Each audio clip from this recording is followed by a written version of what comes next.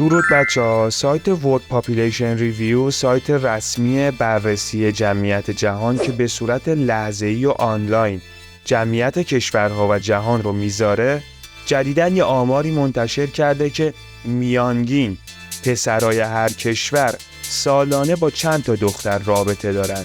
البته آمار سکشوال پارتنره، ولی خب ما میگیم همون رابطه که تو این ویدیو در اختیارتون قرار میدم. حدس میزنی ایران چندمه؟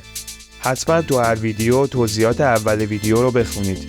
امیدوارم که از تماشای این ویدیو لذت ببرید.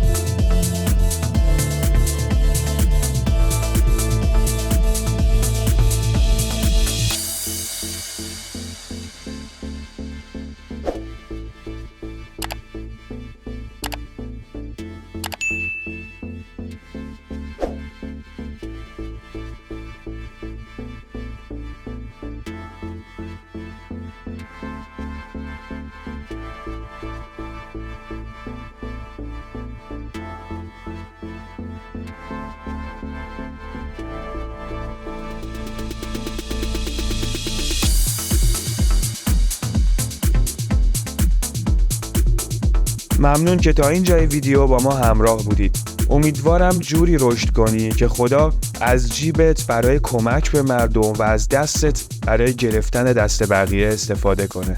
لطفاً کانال رو ساب کنید، ویدیو رو لایک کنید تا از ما حمایت کرده باشید. تا ویدیو بعدی مراقب خودتون باشید.